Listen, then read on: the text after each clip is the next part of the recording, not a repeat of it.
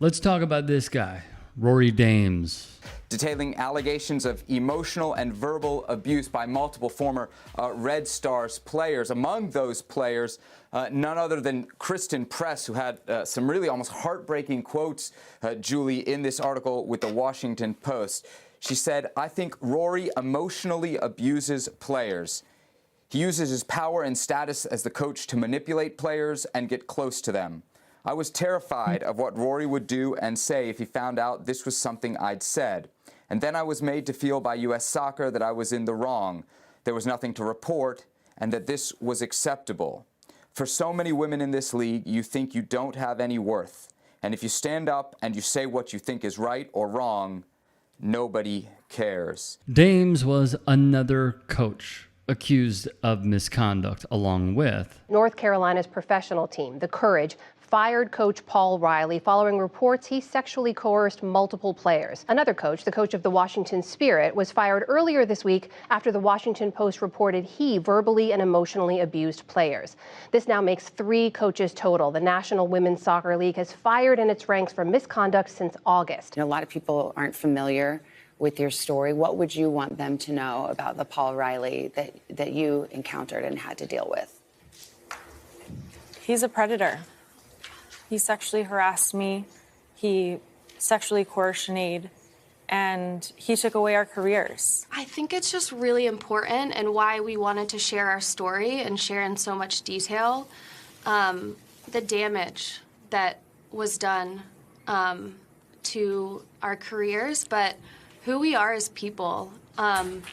The damage to my self-confidence and how I saw myself, how I approached life, it seeps into every part of your livelihood, and there is a lot of loss that comes with that and things I will not get back. And I think when we can tap into the emotional impact of just showing up to try and be your authentic self, it really can hit home for a lot of people, because it's bigger than the sport. This is about safety. If you'd like to see more on Riley and others, please check it out on demand. We have covered it.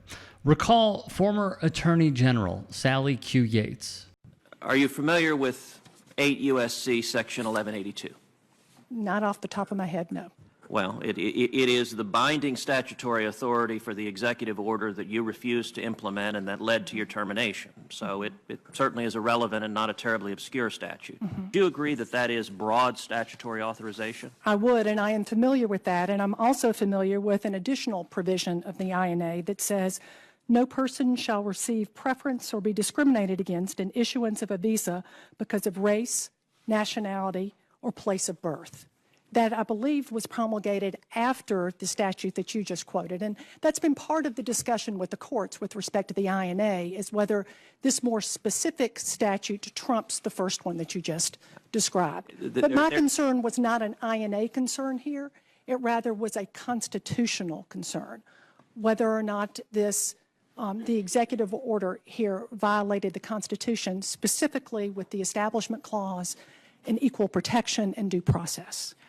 When she's not wiping the floor with this guy, the ex-U.S. attorney would be commissioned by the national governing body of the sport stateside to investigate abuse. What she found was depressing, daunting, damning, pick your own word. In a year-long investigation, Yates concluded there were numerous allegations of sexual misconduct, including some that previously had not been made public. The coaches also leaned on vicious coaching tactics, including relentless, degrading tirades, manipulation that was about power, not improving performance, and retaliation against those who attempted to come forward. In her report, she would write this: players described a pattern of sexually charged comments, unwanted sexual advances, and sexual touching and coercive sexual intercourse. She'd continue. Our investigation has revealed a league in which abuse, the NWSL, a league in which abuse and misconduct, verbal and emotional abuse and sexual misconduct had become systemic, spanning multiple coaches and victims including teams. Abuse in the NWSL is rooted in a deeper culture in women's soccer, beginning in youth leagues that normalizes verbally abusive coaching and blurs boundaries between coaches and players.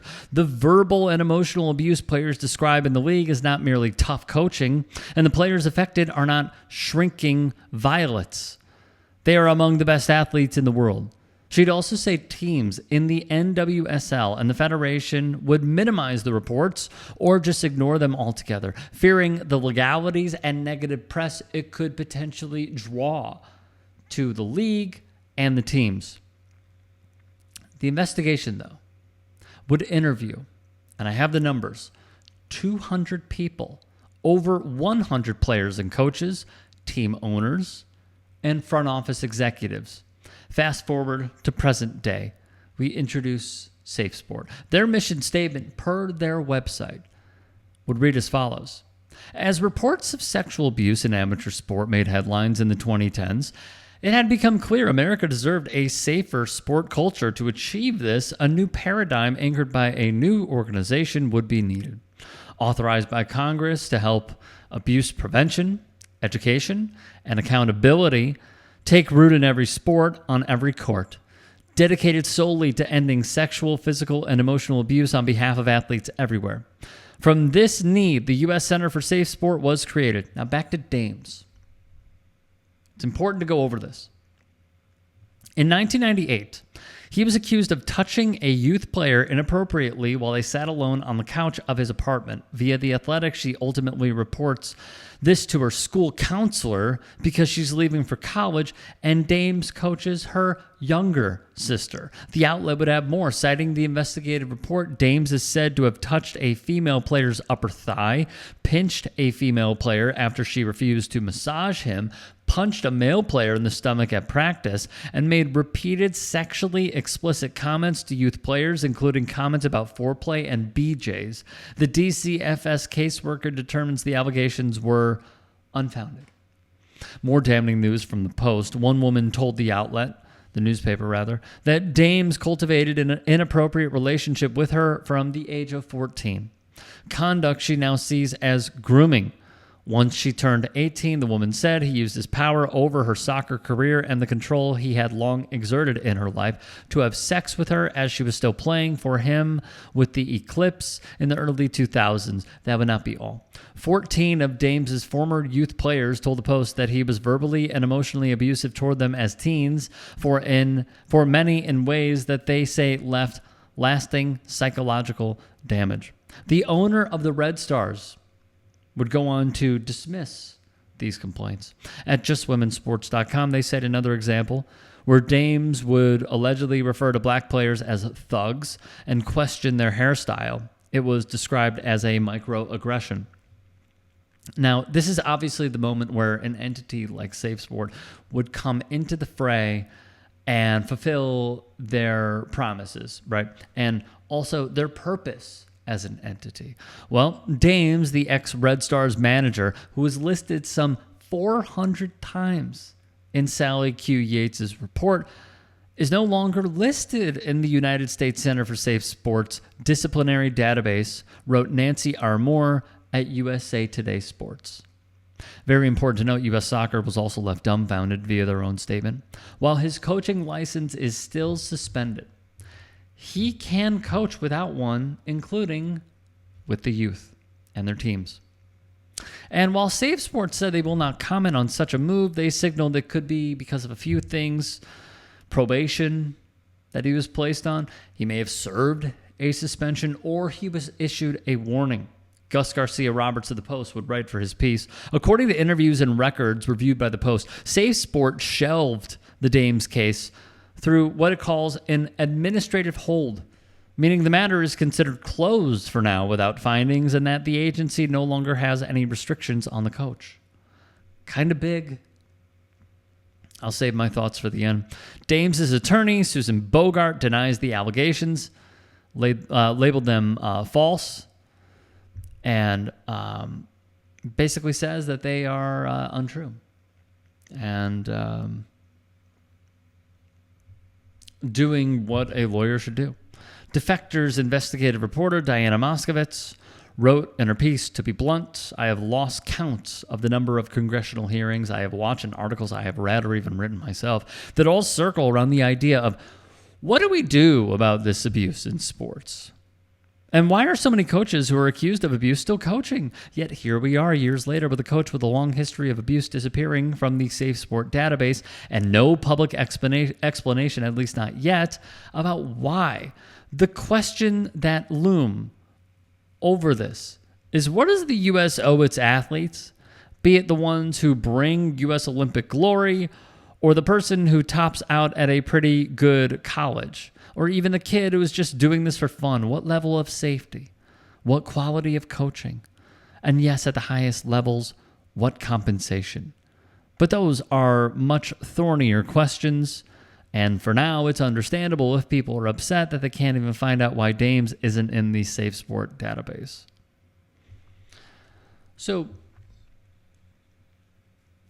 when researching this story, first off, as I stated, we covered this.